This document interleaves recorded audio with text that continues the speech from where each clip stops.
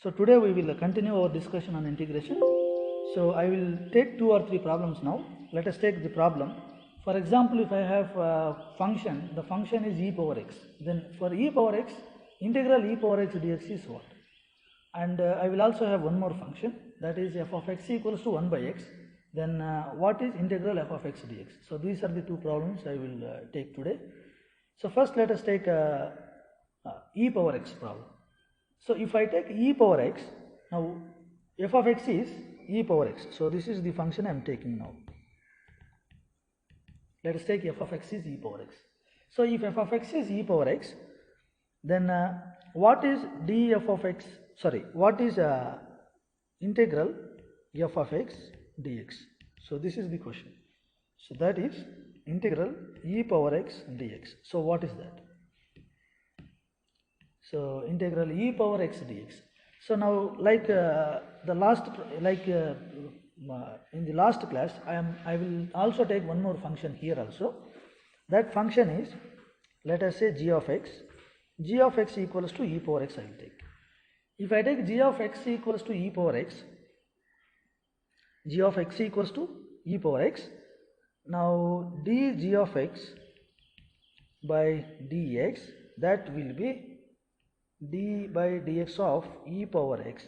So then d by dx of e power x is, because for e power x you will get e power x, the same thing we get. Now the result is d by dx of e power x is e power x. So d by dx of e power x is e power x. Okay. So now if I rewrite this, d of e power x equals to e power x dx. So now I am taking that part, e power x dx equals to d of e power x.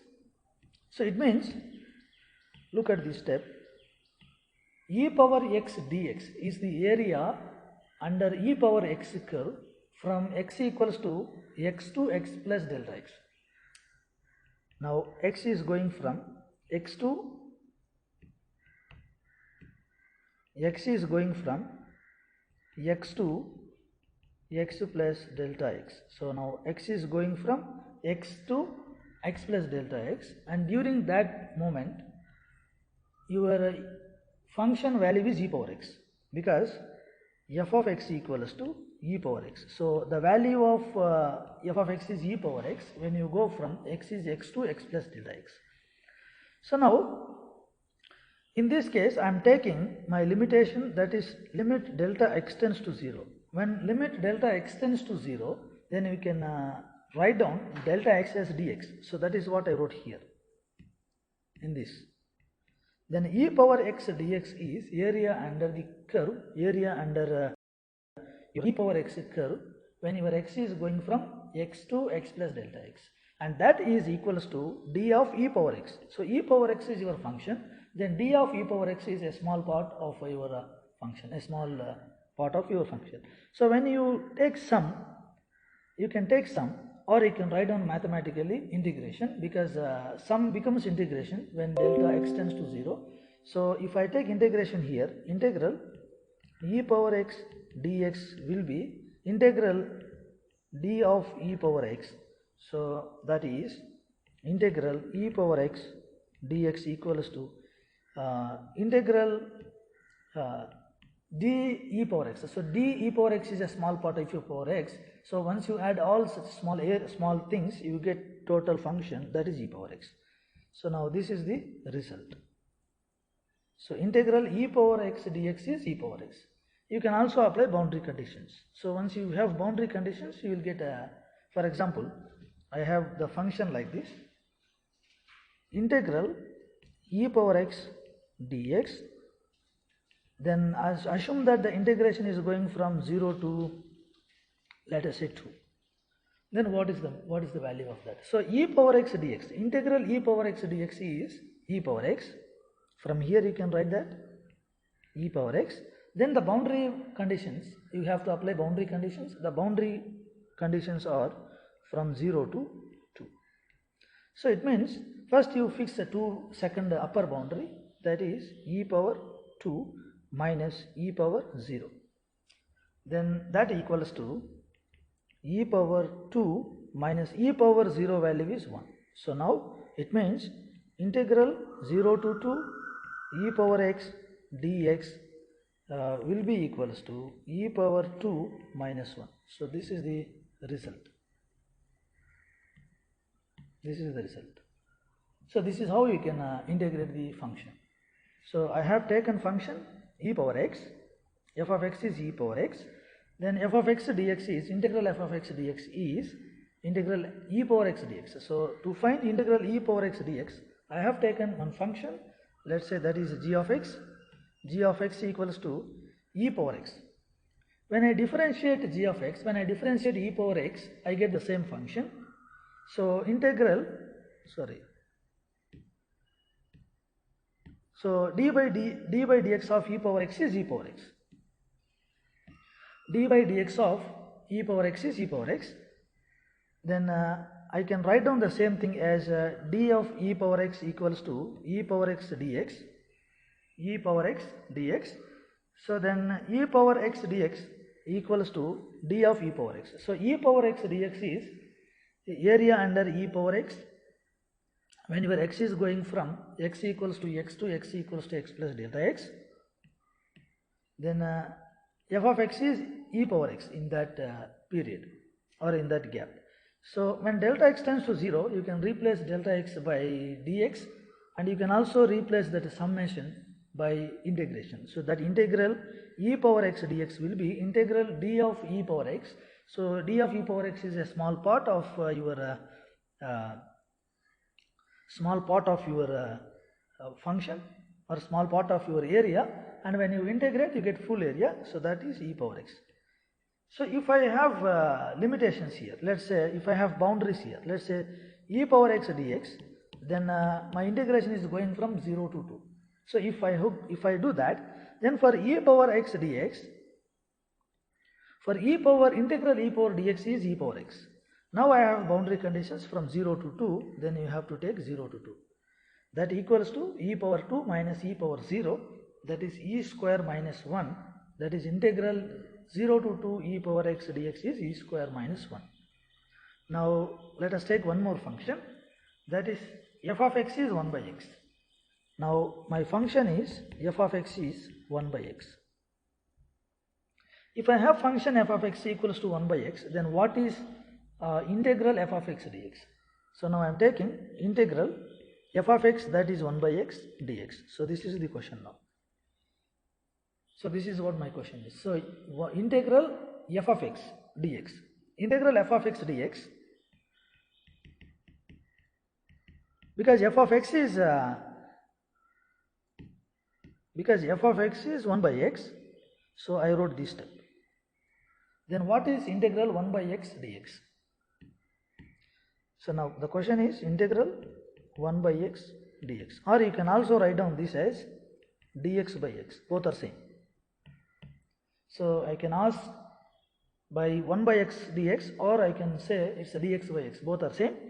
Then for this, what is integration? So now I am taking one function here. Let us take g of x. G of x is, let us take log x. This is I am taking one function, new function. So g of x is log x. So what is dzx by, now I need to find dzx by dx. What is that? Now dzx by x is d log x by dx. So d log x by x is 1 by x. D log x by x is 1 by x. So this we have done while doing differentiation. So we have given the result d by dx of log x is 1 by x. So this result I have given while discussing differentiation. Because I am differentiating log x function with respect to x, I get 1 by x.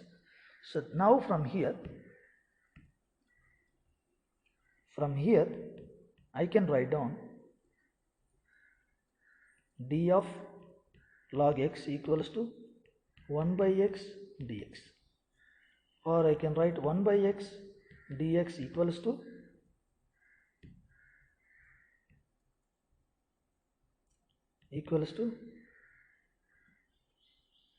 d of log x. So in this you can say that 1 by x is your function, then 1 by x times del dx is the small area under 1 by x curve when your x goes from x equals to x plus delta x, and that will be equals to a part of log x, a small part of log x. Let's say now if I sum all such small areas, you will get a full thing. Now integral 1 by x dx equals to d of log x integral. So now, here if I take integral 1 by x dx, now d of log x is a small part of your log function. When you integrate, you get full thing, that is log x. So this is what you get.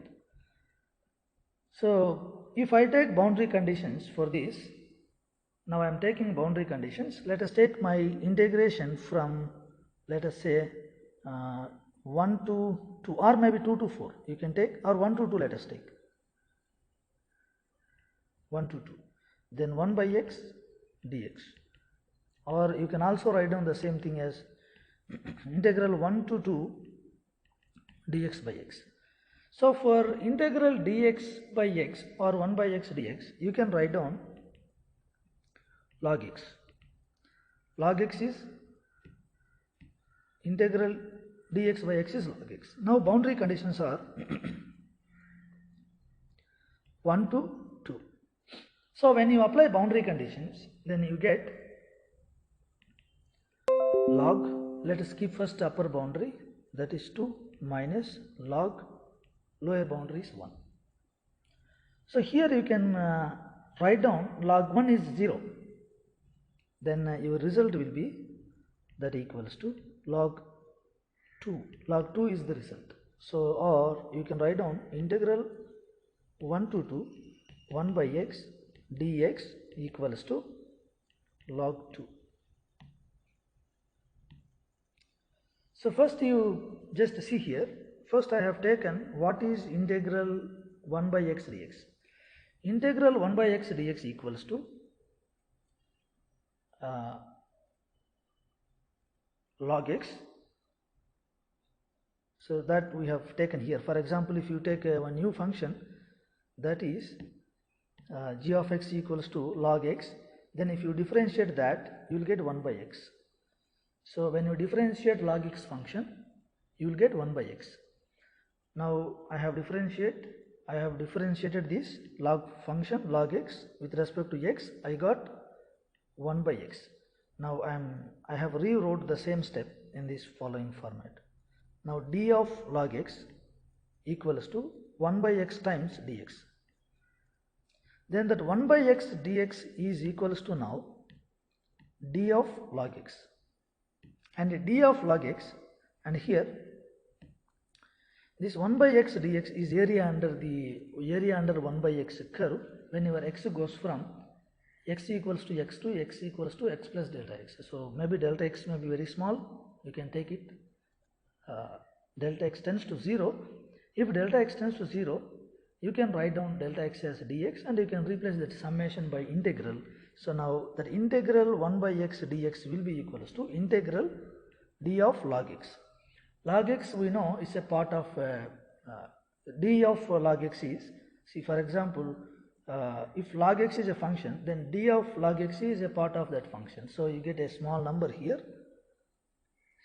Then when you integrate that fully, you will get full function. So I can write 1 by x dx equals to log x.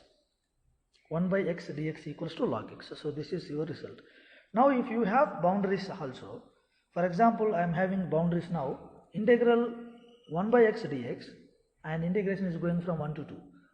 If this is the problem, then integral dx by x or 1 by x dx is log x.